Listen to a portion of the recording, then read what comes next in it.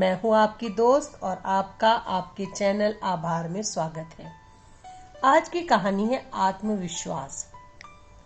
सुबह से लेकर अब तक शांति देवी कमरे के बरामदे तक के ना जाने कितने चक्कर काट चुकी थी। परेशानी उनके चेहरे पर साफ झलक रही थी। उनकी परेशानी का कारण था घर में साफ सफाई करने वाली कमलाबाई, जिसके सुबह आने का निश्चित समय था सुबह के 8 बजे, लेकिन 10 बज चुके थे और अभी तक वह आई नहीं थी। अगर देर से आना ही था तो कल ही बता देती, शांति देवी बड़बड़ाई। एक बार आराम की आदत पड़ जाए तो हाथ में गिलास लेकर पानी पीना भी बड़ा कठिन लगता है। अगर बाई को डांट फटकार लगा दी जाए तो वह काम छोड़कर चली जाएगी और दूसरी बाई काम करने के लिए तैयार नहीं होगी। ऐसे में तो काम चल ही नहीं सकता। जैसे जैसे घड़ी की सुई 10 से 11 की तरफ बढ़ रही थी, वैसे वैसे शांति देवी का सब्र का बांध टूटता जा रहा था। बिस्तर में लेटकर ये सोच रही थी कि कमलाबाई की अनुपस्थिति में घर का काम कैसे कर पाएंगी वो। किसी तरह हिम्मत जुटाकर वह काम करने के लिए उठी थी कि कमलाबाई आ गई। आते ही कमलाबाई ने कहा, आंटी जी, मैं कल से 8 दिन की छुट्टी पर रहूंगी। मेरे बेटे की शादी है। आप तब तक लिए किसी और बाई का इंतजाम कर लो। मैं कहां से ढूंढूं? तू ही लगा दे कोई। शांति देवी ने असमर्थता जताई। मैं कहां से लगाऊं? शादी के सीजन में टाइम किसके पास है? आपके पोते की भी तो शादी है ना, आप शादी में नहीं जाओगी? यह बोलकर कमलाबाई तो काम पर लग गई, पर शांति देवी के जख्म हरे हो गए। ना चाहते हुए भी अतीत की कड़वी यादें उनके आंखों के सामने चलचित्र की तरह घूमने लगी।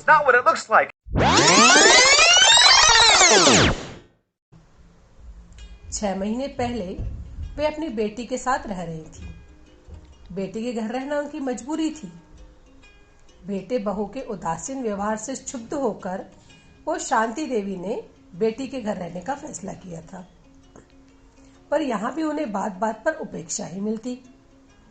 आज इसलिए मन महसूस कर उन्होंने अपने बेटे के घर की ओर रुख किया। जैसे ही उन्होंने बेटे बहू के घर में कदम रखा, बहू के तलखी भरे स्वर उनके कानों में पड़े। क्यों बेटी घर गुजारा नहीं हुआ तुम्हारी माताजी का? वे खून के घूंट पीकर रह गई। मजबूरी ना होती तो वे यहाँ कभी भी ना आती। बहू ने कभी उनसे सीधे मुंह बात भी नहीं की। वह जब भी बोलती व्यंग या तानों भरा जहर उगलती। आए दिन छोटी छोटी बातों में बखेड़ा खड़ा करना तो बहू की जैसे आदत हो गई थी। बेटे से जब वह बहू की शिकायत करती तो वह अपनी पत्नी को समझाने के बजाय उन्हें ही सामंजस्य बिठाने को कहता। शांति देवी तिलमिला उठती।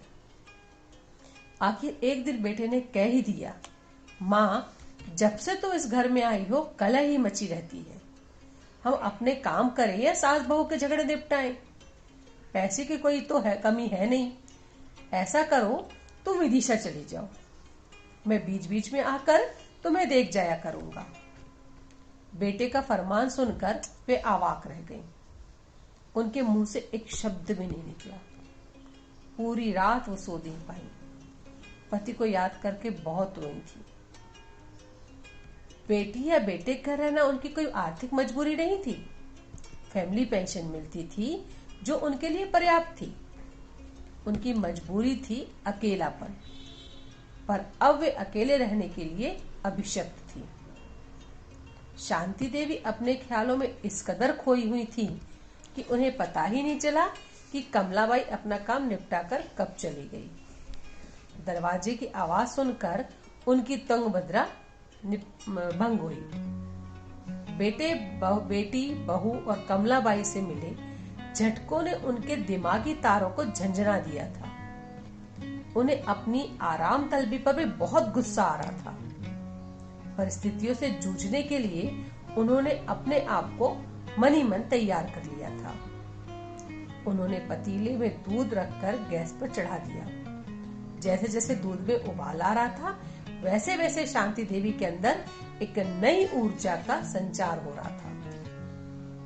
उन्होंने तय कर लिया था कि अब वे किसी पर आश्रित नहीं रहेंगी। अपना हाथ जगन्नाथ। वे सोचने लगी, जो माता पिता आर्थिक रूप से कमजोर होते हैं और जब उनकी संतानें भी उन्हें छोड़ देती हैं, तो उन पर क्या बीतती होगी। कम से कम वे तो बहुत अच्छी स्थिति में हैं। वे नाहक खुद को कमजोर समझकर लोगों के सामने अपनी मजबूरियों का मजाक उड़ाती रहीं। उन्हें एहसास हो गया था कि इंसान जीना चाहे तो राहें हजार है। दूध उबलकर गिरने को तैयार था, तब वे अपने सोच के दायरे से बाहर निकली।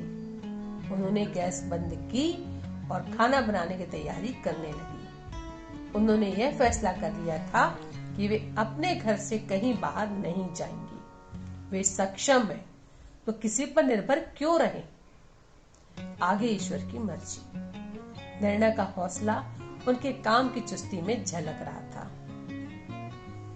उम्मीद है आपको हमारी कहानी पसंद आई होगी।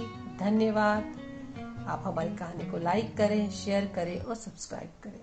धन्यवाद।